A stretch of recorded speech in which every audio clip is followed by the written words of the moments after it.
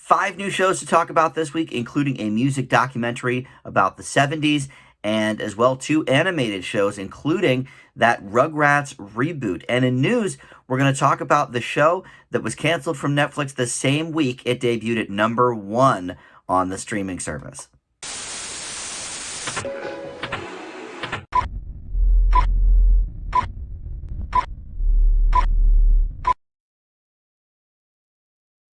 Hey guys, Dan here. This is Dan Reviews It, and TV news and reviews for the week. We're going to talk about the new Fox animated series Housebroken, starring, among others, Lisa Kudrow, the Rugrats reboot over on Paramount Plus, a young adult dystopian type show called Panic on Amazon Prime. We've got a new one on Showtime called Flatbush Misdemeanors, and 1971, the year that music changed everything, a documentary series on Apple TV Plus. But first, let's talk about the news. Renewals and cancellations are first. A handful of renewals, not really on the major networks anymore because they did all of their renewals more or less at the upfronts last week. But we've got a few cable and streamer shows. Mosquito Coast, which I reviewed just a few weeks ago pretty favorably, just wrapped up season 2 yesterday, I think, or season 1 rather, wrapped up yesterday, and it has been renewed for season 2 already. So obviously, the folks at Apple TV Plus enjoying how that was going. Breeders for season 3 over on FX, their second season just finished. So we'll get more of that. I have not kept up with that show, but I think I gave it a pretty decent review on that first season. City on a Hill on Showtime. I'm not familiar with this program. I think it took off all of last year for COVID, but has been renewed for season 3. Kevin Bacon stars in that, and I typically like him. So I'm not exactly sure what that's even about, but if you're a fan of City on a Hill, that will be coming back. Firefly Lane gets a season 2 on Netflix. No big shock there. That was a real big hit for the streamer. Came kind of on the heels of Bridgerton, so it was like that momentum of the new Netflix shows was going hot. Season 1 for Firefly Lane had 4 billion minutes of views for the first 10 episodes, and that was just over the first 5 weeks, so obviously a big hit for them. And then a Black Lady sketch show on season 3 for the renewal now over on HBO, and I think season 2 just wrapped on that as well, because I know not long ago I was seeing commercials for it for HBO Max. All right, so a couple shows ending. NBC has finally decided the fate of one of its shows that was sort of hanging in the balance. We still don't know about Zoe's Extraordinary Playlist. We still don't know about Good Girls. Will they be renewed on NBC? I think probably not. Will they move to a streamer? Possibly. I think most likely Zoe will move to Peacock, and I think they'll cancel Good Girls, but Netflix will pick it up because it gets a huge rating on Netflix. But speaking of, so hold on, before I get to the Netflix thing.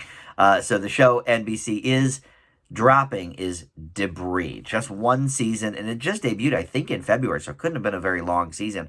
But I enjoyed those first couple episodes. It got a B+ from me, so I will probably at some point watch the rest of the season, even though shows like these, they usually end on a cliffhanger if they don't know they're getting the axe. So it probably is an open-ended finale, which I hate, but I did enjoy those first couple episodes, so I probably will check it out. But on Netflix, let's talk about Jupiter's Legacy.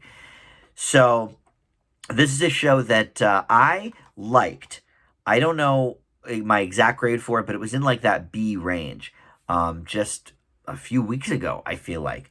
And critically, I was shocked to learn. I looked at the Rotten Tomatoes after I did my show, and I was like, wow, people are not digging this show. It was like in the 35% or something for critics, and audience not that much higher. I was surprised by that. But it was number 1 in its opening week on the streaming ratings. Now, Nielsen only catalogs Netflix, Disney Plus, Amazon Prime, I think, and I'm not sure if they do Hulu or not, but like they don't do HBO Max, they don't do Peacock, they don't do Apple TV Plus, so they only do a few of the streamers. But Jupiter's Legacy debuted at number 1 on those streaming ratings the same week it got canceled, because The Nielsen ratings for streamers for some reason is like a month behind the time, so it's never like right away like with traditional TV. But I just think it's weird. Like, it debuts at number one. Obviously, people are watching it, but they said, F it, we don't care. And it ended on a cliffhanger. So here's what's happening with this. So it's from Mark Miller and his comic franchise. Miller World is the name of his company. But he has created Kick-Ass. He created Kingsman. That obviously both of those properties were turned into movies. So he announced with the cancellation that there's going to be a new Jupiter's Legacy comic coming out June 16th. I don't know if it's a whole series or if it's just a one-shot, but it will wrap the story up. So any loose ends from the series will be sort of... And I think that's a quick turnaround, too. I mean, that's like 10 days away. So, all right, obviously they're working hard to press that. Maybe it won't be. Maybe it'll be an online comic. Maybe it won't even go to print. I don't know. But in any event, if you were a fan of Jupiter's Legacy, like myself, you can at least wrap the story with that comic book. All right, so moving on to other news, let's talk ratings. We don't do a ton of ratings on the TV news and reviews just because there's too many to look at. I always do look at what shows are hot and stuff, but I used to be very, meticulous about it. But anyway, it's the end of the season now, so kind of feels like a good spot to talk about ratings. I'll talk about individual shows here and there, like I talked about Firefly Lane. But, in terms of, here's what was tops for the week, I don't really do that. But so the 2021 season is over officially, and linear networks, which is basically broadcast and cable, anything you can get on your TV without, streaming or Fire Stick or Roku or anything like that, down an average of 17% viewership overall, and 23%, almost a quarter, of their 18 to 49 viewers gone. And now, personally, I think that's a little skewed because the numbers were up in April and May of last year because of COVID. Everybody was in their house. Shows were getting their highest ratings in like 2 to 3 years, some of them. So maybe they were a little skewed because they were a bit higher by the end of last season. But look, another big issue is a lot of shows did not get to launch their fall lineups as usual.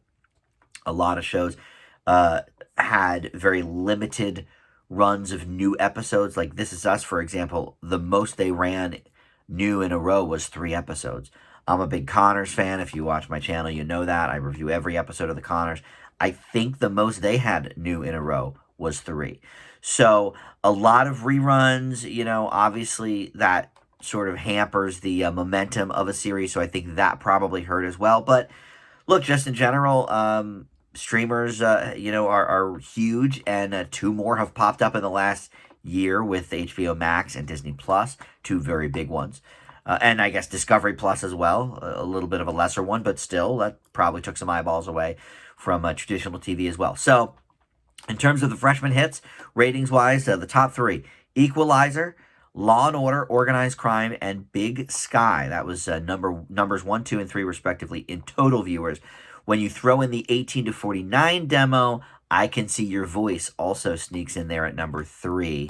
And there were 4 other new series that averaged 5 million weekly viewers. Celebrity Wheel of Fortune, The Chase, which, by the way, if you're into The Chase, it's coming back this summer with all 3 of the original Jeopardy goats, but including the original Beast from the UK version and the GSN version. So that's coming back in a couple of weeks for ABC's Summer Fun and Games.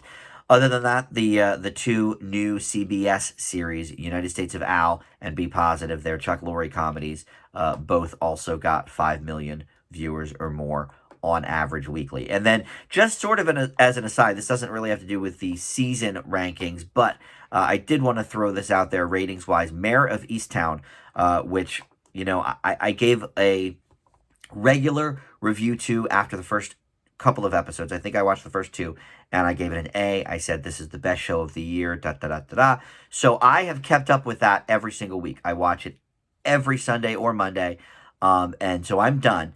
And I'm not going to do a whole video about it. But since we're talking about the ratings for it, which I will tell you here, grew with every single episode, a feat that HBO has only matched once before ever, and that was last year with The Undoing.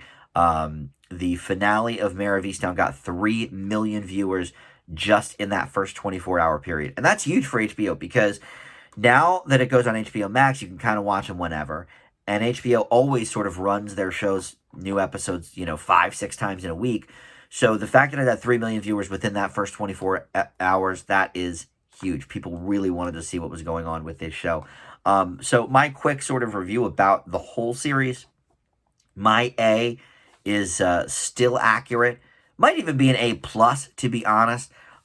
It's fantastic. Something that I loved about it was obviously, look, Kate Winslet's great, the accents, we got it. But that it was so much more than just a murder mystery. The mystery and the murder were almost secondary to the character development, and the friendships and the familial relationships, especially about parents and children. Mare obviously lost her son before the show even started. She was grieving over that, and so that permeated a lot of this show.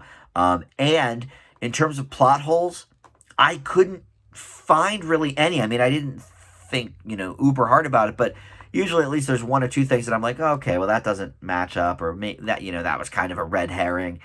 And I mean, I guess there were a couple of red herrings to throw us off the trail of what actually happened with the murder, but there would be scenes that you'd think were maybe throwaways, but then once you watch the finale, you're like, oh, well, that's what that meant, or oh, that's what that person was doing. I thought this was a brilliant show. They have kind of said that, yeah, it is sort of going to be this one and done thing, but Winslet did say that if the creators and the writers of it had a really good idea for a season 2, she would not mind at all revisiting this character. So, I mean, that's what they did with Big Little Lies. That was supposed to be a limited series, and then they made a second season of it. So we'll see what happens with Mare, but I just love that show. So, it was one of those shows where I even gave the grade, because the grade was so high when I gave it. I was like, all right, this is going to depend on how it wraps up, if this A sort of holds. It more than holds, and like I said, maybe even an A plus. It was best show of the year for me, for sure. WandaVision still up there, yes, but Mare of Easttown, great show. All right, so in casting news, Dennis Quaid and Nat Wolff are going to join this Joe Exotic series on Peacock that Kate McKinnon has been attached to for a while. Dennis Quaid will be a reality show producer, and Nat Wolff will portray one of Joe Exotic's husbands. So this cast keeps growing in some interesting ways. And then also you've got Armie Hammer being replaced. Of course, he's, if you don't know, been in a lot of hot water in the news lately with some more than just sexual harassment charges, but really like devious and bad things like branding women and stuff like that. So he's been involved in a lot of different things, possible cannibalism. There's a lot of accusations out there, so I don't know what's true and what's not. But anyway, his star is dimming increasingly. So he is being replaced in this show, The Offer, for Paramount, which is about the making of The Godfather. Miles Teller is going to replace him. Haven't really heard much from him lately, but I do always like Miles Teller. At first, I wasn't sure, but the last few things he's done, Whiplash, I think, is what really turned it around for me, but a few other things in there, too, that made me like him. But he's going to play a producer that Armie was going to play, called Al Ruddy, one of the Godfather producers. So that will be on Paramount Plus, I guess, probably in 2022. And then in odds and ends, a few things to talk about here. So Ellen's replacement has finally been announced. NBC was sort of sniffing around Kelly Clarkson to replace, and that is what's going to happen. So Kelly Clarkson's, I guess it would be at that point the 4th season, will take over on NBC stations that carry Ellen. So Ellen kind of can run on anywhere. Like here in Harrisburg, we get Ellen on CBS. But it's technically like an NBC produced show, which, it gets a little bit confusing sometimes when I'm watching it on CBS, but it's an NBC show. It's like Jeopardy. Jeopardy and Wheel of Fortune actually are on CBS as well in Harrisburg, but in most uh, in most markets they're on ABC. So in any event, but Kelly Clarkson will take over those Ellen slots on NBC stations starting in that 22-23 season. Now, for something like me, where I get Ellen on CBS, I don't know if Kelly Clarkson takes that slot over as well. But I guess basically NBC just syndicates it out to the different stations. So I would assume anywhere that you see Ellen, most likely it will be replaced in that time slot by Kelly Clarkson for 22 and 23 TV season. Garbage Pail Kids have an animated TV series in the works. I love, love these cards. In fact, on the shelf behind me, it's a lot of DVDs, but there's a couple boxes back there too, and one of them has the entire Series 3 Garbage Pail Kids that my brother found for me one year for Christmas on eBay, and I used to love these cards. I thought they were fun. I didn't really collect sports cards. I collected these. So anyway, that's going to be in the works on HBO Max from Danny McBride, who I typically don't really like that much, but I loved him in Mitchell's versus the Machines with his voice acting. So him and his writing partner, David Gordon Green, are going to be doing this. And this is likely, by all accounts, to be a family-friendly show, unlike a lot of the producer Tormonte's shows. They've done BoJack Horseman, Solar Opposites, Undone, more adult shows. So this, by all accounts, is going to be a more kid-friendly show. CW, a couple of things to talk about there. They are completely redoing their Powerpuff Girls pilot, partially after a script leaked and was sort of made fun of online. But they are keeping the same exact cast and crew to redo the pilot, which is rare. Usually they'll at least replace somebody in the cast, or, okay, well, the showrunner didn't really have our vision, we're going to replace them. But this is the exact same everybody redoing it, just, I guess, making a different script. So I don't know. It wasn't supposed to debut in the fall anyway, so they have a little time to play with it. But CW is also going to have a few holiday specials this year. They're not really known for their specials, but we're going to have the Waltons Homecoming, the Scooby-Doo reunion special, and as well something with Legends of Tomorrow characters called Bebo Saves Christmas. But so the Waltons Homecoming, okay. So this is interesting. I didn't actually realize the Waltons was originally a TV movie. I think it was for CBS, and then it was so popular they made it into the long-running, I think 9 seasons show that it became. But Bellamy Young from Scandal is going to play the mom, Olivia, and then Richard Thomas, who played John Boy in the original series, is going to narrate this film. And CW has said this is definitely, just a one-off. It's a special. But then they were like, but we're never going to close the doors to something that is gets a great response. So it seems to me like sort of an odd home for the Waltons. CW is not necessarily known for their, milk toast, family-friendly type of shows. But I don't know. We'll see what that is about. And then the Scooby-Doo reunion special is basically an animated spoof of TV reunions. Of course, very hot right now with Friends and Fresh Prince of Bel-Air.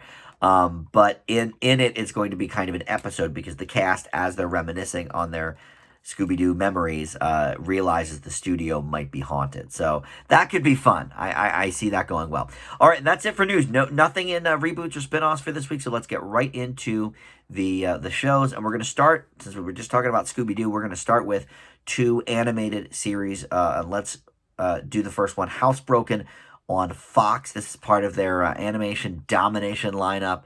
And this is a Monday animated show. They're expanding now to 2 nights on Fox of the animated show. Sunday will, of course, have the traditional Simpsons, Family Guy, Bob's Burgers, and I guess maybe Great North.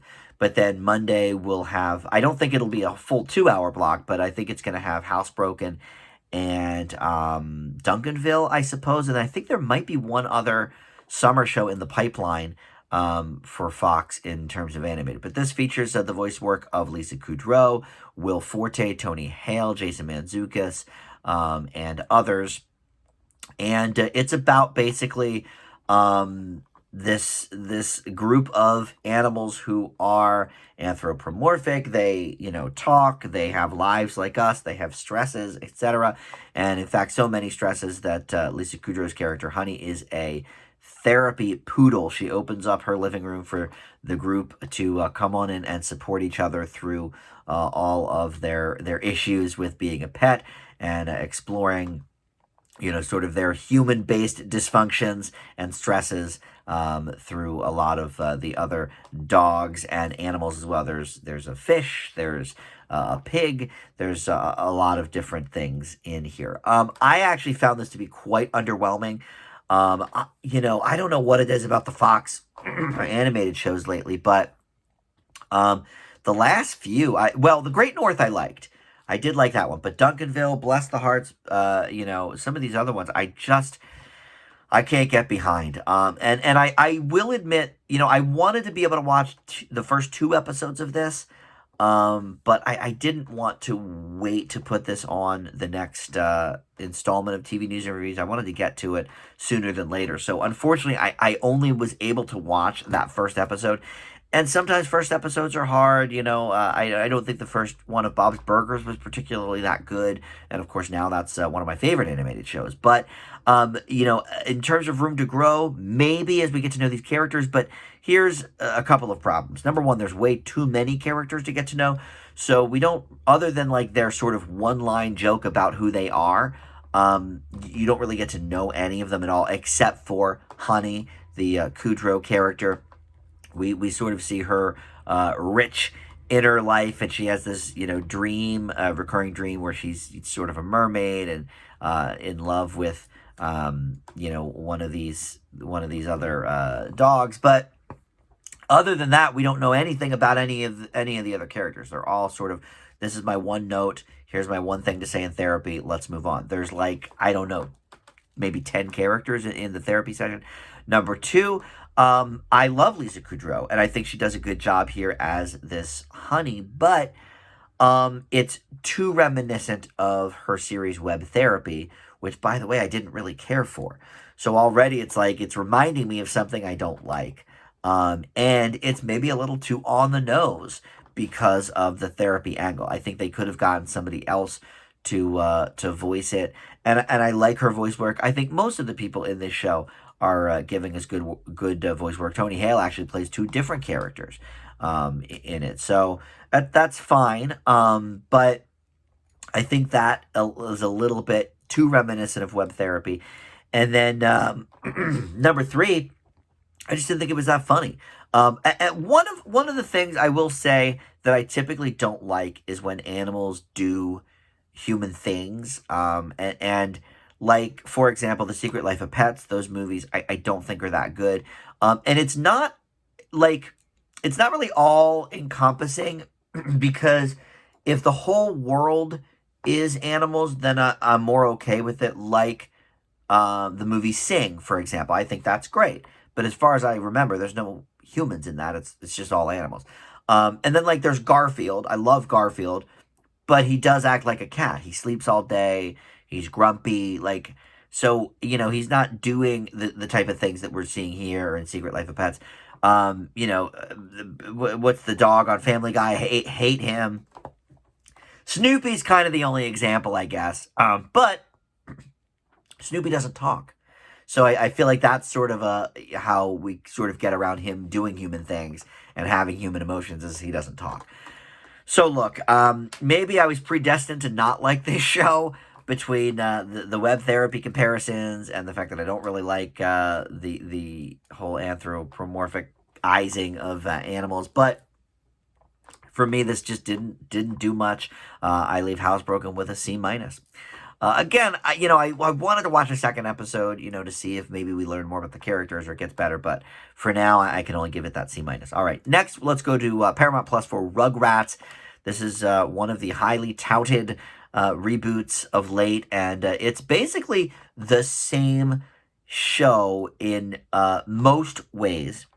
However, it is more updated animation. It's now CGI. It's a lot like the update of SpongeBob when they did the SpongeBob movie recently, and the new show Camp Coral on Paramount Plus. So Paramount Plus is sort of diving into some of the classic Nickelodeon stuff, but updating it for the looks. And okay, it's a little jarring, I guess. I don't love when they do that. I feel like, we should kind of see characters the way we're used to seeing them, or at least if you're going to do CGI, sort of tailor make them to look more a little bit like those old characters. But all right, whatever. But most of the voice cast is back. All the kids are back, I think.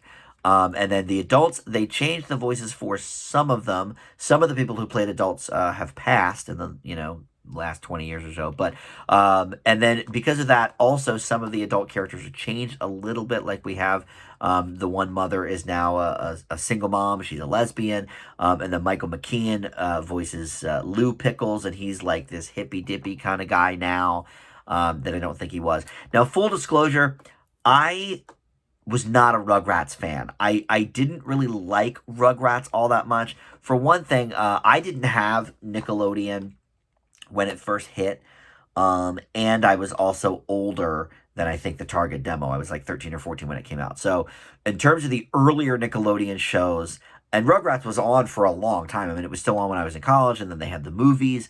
But it was not something that ever necessarily appealed to me, unlike a lot of the other Nickelodeon shows of the 90s and the early 2000s that I sort of later on in life watched and grew to like. But this one never really did it for me. I think part of the reason was I hate the mispronunciation of the words, and every line, like some kid says something wrong. And look, in real life, when kids say Piscetti or whatever, it's cute. But when you're hearing it every line of these kids, it's like it just loses its cute factor. So I sort of am already annoyed with it from that. But also, I just always kind of found Rugrats as a ripoff of Muppet Babies, which I love. Of course, Muppet fan to begin with, but I just always look. It's about kids playing in their backyard with their inner lives and their fantasies and everything.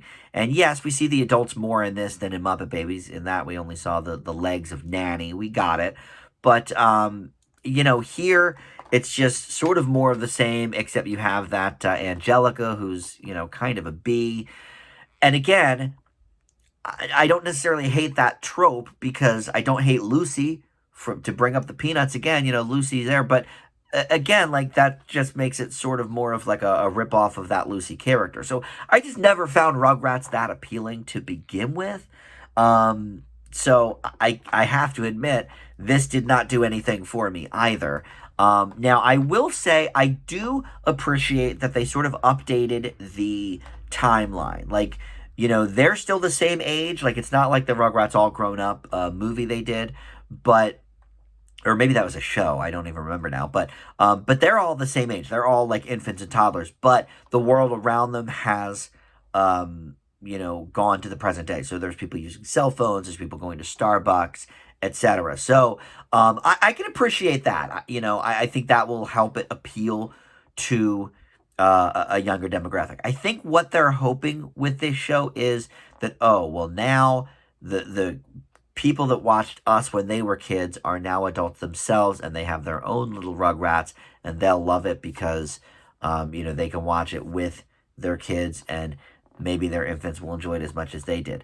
I'm not actually sure that they will, though, because I don't think it's like as fast paced as some of the current shows for youngsters. And I also don't. I think adults that grew up on Rugrats that loved it will probably enjoy it more, but I think too much has changed for them to fully appreciate it either. So this was another bad one for me. And again, this is with the caveat that I never liked the original Rugrats. So yeah, there's a few things I like that they did with this, but I maybe was never going to love this show. So take this grade with a grain of salt, but this one gets a C- as well from me. All right, so up next we have Panic. This is over on Amazon Prime. This is a teen, young adult drama, and this basically deals with this annual sort of secretive competition, theoretically, which is one of many plot holes in this show, called Panic. And it's basically like a Daredevil sort of tournament. And it's not like Hunger Games where everybody's going to die except for the winner, but the winner of this gets a $50,000 cash prize. And this is the biggest the prize has ever been. Oh, last year was only $30,000. And basically, it allows the winner to get the hell out of Dodge, escape this horrible small Texas town called Carp. But the rules are sort of fluid and keep changing as we go along because it's not really a sanctioned thing. The cops don't seem to, these bumbling cops don't seem to know what's up or down, so I've heard about Panic, but whatever, it's like all the kids in town know about it, but none of the cops have figured it out. Anyway, so all the seniors that want to participate are eligible, and so in this year, 47 graduates have decided to take the plunge, including our main character here, Heather, played by Olivia Welch. She sort of makes a last-minute decision to join the Panic crew to try and get out of her trailer that she lives in with her mother and younger sister. Most of these people are no names, though. I don't really know. There's some of the adults are, mildly famous. Nancy McKeon from the old Facts of Life TV show is one of the moms, but for the most part, it's newcomers, which I appreciate. That way you don't get too sort of focused on, oh, that's just so-and-so doing this person. But the cast includes Jessica Sula. She was one of the girls in Split. She was the black girl that was in Split. So, I mean, that's a minor role she's had. Mike Faced, Cameron Jones, Ray Nicholson. Don't really know any of these people. This is a little bit of a mixed bag for me because it has so many plot holes. And also, none of the characters, again, much like the Housebroken show, even though that's way different, but there's too many characters that don't really stand out. Now, for this one, I did watch the first 2 episodes because it's Amazon, so all the episodes are up. There's 10 total, which leads me to another issue. This does not need to be 10 episodes. It moves, for not getting to know the characters barely at all, this moves so slowly. They could have gotten this out. Maybe a 2-hour movie would have been a little tight, but I think a 6-episode series would have done just fine. Or if you're going to stick to 10, let us know these characters a little better. But there's a lot of plot holes here. There's a lot of just, I don't care about this. And some of the stunts they have the kids do are interesting enough. And especially because, they're escalating as the games go. But there's a lot of issues with it. I don't think it's nearly as entertaining as some of the recent sort of shows in this vein. Like what's the one on Netflix? It got renewed for a second season where there's like a sort of like a murder mystery, but they're like living on the shore or whatever. And then there was another recent one on, I think it was Hulu, with a bunch of girls. It was sort of like Lord of the Flies, but with girls. Like, all of these are more interesting. And I've seen, doing this show, man, I've seen a lot of them. And this isn't necessarily, like, horrible, because it is entertaining enough, but it just doesn't really, there's just so many problems with it. For some light, fun, I mean, it's not light in tone, but like just sort of silly because it's so over the top. Summer entertainment, I think you could certainly do worse. There's probably not going to be a lot of new summer shows out there that are in this kind of vein, that are sort of teen YA type shows. So I think you could do worse, but it's got a lot of problems. So I'm going to leave it with a C+. I think it's just interesting enough to sort of skate by above average, but a lot of that is sort of the camp that I'm not positive the creators intended, but it's certainly there. So, all right, we'll go with that. So up next is Flatbush Misdemeanors. This is on Showtime, and basically follows the lives of Dan and Kevin, who are struggling to thrive in their new home of Flatbush, Brooklyn. And this is listed as a comedy, but it's not. Just because something is a half hour does not make it a comedy. It's like transparent, you know. This is a comedy in the same way that I guess like Atlanta is a comedy. Except Atlanta is much, much better written. And the characters are much, much better defined. My biggest problem with this show is the characters. There's not one that I liked. I watched 2 episodes of this, and I think that's all that's up right now because it's a weekly show. I think there's going to be 6 total, maybe. But both episodes so far, nobody's likable. Everyone's screaming at each other. Everyone's dropping the N-word every other line, which maybe is authentic, but it gets old. Like, it's not for shock value, you know. I get they're trying to identify, okay, well, this is what happens, you know, in this type of neighborhood, and that's fine, but, like, just everybody is so loathsome. I just didn't care what happened to any of them. You know, they're making these decisions that just make their characters a-holes. A couple of things I did like. Okay, so I'm not going to fail this show because they did do a couple things I thought were interesting. So each episode, and I thought maybe it was just for the pilot, but they did it in the second episode too, is broken up into sort of I don't know what you call them, just sort of different chunks, and each one is about 5 minutes long. So, you know, with the commercial, I guess there's no commercials on Showtime, but it's not quite a half-hour show. It's like a 28-minute show. So each chunk, each segment is like 5 or 6 minutes, and each one has a title. You know, not quite the same way as Frasier did back in the day, but each one sort of is like a 1 or 2 word title that sort of explains a little bit of what we're going into and how we're shifting gears maybe towards this other topic or this other character or whatever. And I did sort of like that. I thought that was an interesting motif. And in terms of the script, I guess some of the scenarios were interesting, but it's not that well written. Like, Atlanta is really sharp, and it maybe isn't laugh out loud funny, but the characters, you know, sort of make you laugh in their own way, and there's a couple of jokes here and there, but it's more about slice of life type stuff. And this gets that wrong, I think, in every way, because if you don't care about the characters, or even worse, if you don't like the characters, then anything they do isn't necessarily going to be seen as funny. But it's like they're like harassing teachers and stuff. It's like, you know, look, there's some things you could do in 2020, 2021 that are, you know, okay. You know, a show about harassing cops. Okay. You know, cops are having a bad couple of years here. You know, we don't have to get into that. But, you know, teachers, come on now. Like, teachers have been through a lot this year. Like, you know, maybe the teacher in this isn't making the best decisions. But there's just, I don't know. It's a mess all the way around. I like a couple of things it did, but this one is not good. D+ for me. I gotta say, I don't think I've ever had a show where everything has been sort of, you know, at a C+ at best.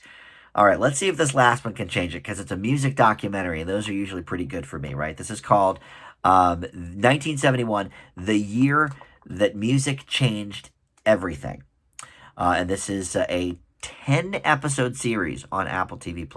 And I thought, all right, does this really need 10 episodes? 1971, I was not born yet, so I don't remember specifically what music, other than like a couple of things here or there. Like, I knew Imagine by John Lennon was big. I knew What's Going On by Marvin Gaye, you know. But all right, you know, let's dive into this. So these are hour-long episodes. I watched the first 2, and to be honest, it is actually pretty interesting. I think even if you're not necessarily a music fan, I think it's interesting because they're going into a lot of things that aren't necessarily music. Like episode 2, for example, focuses a lot on Hunter S. Thompson and the whole gonzo journalism thing and the Fear and Loathing in Las Vegas thing, which, first of all, I don't like Hunter S. Thompson. I think he's a jagoff. I never liked him. You know, anything he's written, I was just like, all right, he's He's just trying to cause trouble. He's annoying, whatever. But I don't mind hearing his story for 20 minutes or whatever about how he fell into this life and whatever. But of course, it's all through the backdrop of music because he worked for Rolling Stone magazine and whatever. But a lot of each episode so far has been very different. Like episode one was a lot about Vietnam and Nixon and how music sort of played a part in changing young minds' lives and how the rock stars of that era were really, some of the most influential people out there and this and that. And then episode two focused, like I said, a little bit on Hunter S. Thompson, but more about, Marvin Gaye, the Rolling Stones, and their influences, and a lot about the drug culture too. It was a lot about sort of LSD being on the decline, but cocaine had started to rise. So, if you're interested in history of this country as a whole, and I guess maybe even the world, because obviously we're talking about Rolling Stones and John Lennon a bit too, from the other side of the pond. But I think this is interesting as a time capsule show, not just a music show. Now, a couple of things I didn't really love about it. One thing I thought was interesting was everybody they interviewed was audio only. They never showed video of anybody. All the video we see is footage from 1971. We don't see whenever they're interviewing anybody, they just flash the name on the screen and who they are. Like, for example, Chrissy Hynde, lead singer of the Pretenders, this person, Vietnam activist, whatever. But I have mixed feelings about that because they're also playing clips of people that are dead. Richard Nixon, Marvin Gaye, and so John Lennon. So if you don't specifically know who somebody is, like some of these activists, I don't know who they are. I think it does a little bit of a disservice because we don't know when this audio was captured. Like, was it right then? Is it from 1971? Or did we interview Chrissy Hynde from the Pretenders 2 weeks ago and she's reflecting on what happened 40 years ago? Because there's a big gap there. Like, I think a show like this needs to identify whether we're looking at the time period 40 years later or if this interview took place in 1975 and they're reflecting on what happened 4 years ago. I think that's a big distinct difference that really kind of bothered me about this series. But other than that, I really enjoyed it. I think it's a great series. Like I said, even if you don't necessarily love music, I think it's a nice time capsule for that time period. And I was kind of thinking, like, we're sort of in another era like this, the 2020, 2021, where not necessarily just musicians, but celebrities in general, because of Trump partially and because of all the stuff that's going on now and the COVID and the anti-maskers, anti-vaxxers, and all of this sort of stuff, and, gay rights, black rights, trans rights, all that sort of stuff. Musicians really are rising up again, like Demi Lovato coming out as non-binary, and Lil Nas X, everything he's doing, and all that sort of stuff, sort of sparking, new things. And so this kind of got me thinking of the parallels there. It's not present in this at all. They're strictly talking about 1971. They're not talking about any of the parallels with today. But it got me sort of thinking about all that stuff, that this is probably the only other time since then that we've sort of had such, like Taylor Swift getting so many people to vote in the last election, for the first time, just all that kind of stuff. So it's got me thinking. So I give it a B. Really, it would be higher if it wasn't for the fact that I have no idea when these interviews were taking place. And I think that does make a difference when looking at a historical piece like this. So anyway, that's it. So that's the show. Thank you so much for watching. We have a lot of shows to cover that are coming out here this weekend. I know that one on Netflix where the kid is a deer, or he's like half deer, half kid or something. So I know that's premiering. And coming up, we're going to have a whole episode of TV News and Reviews just based on the 2021 summer game shows. We're going to hold on that until ABC debuts Celebrity Dating Game, but you've got the Joel McHale one with the Crime Scene Kitchen. You've got one on NBC called Small Fortune. I think there's another new ABC one coming out. So there's going to be like, I think 4 total that we'll get to. But I'm a huge game show guy, if you know anything about me. So it'll be fun to dive into some of those coming up as well. But thanks so much for watching. We'll see you back here next time.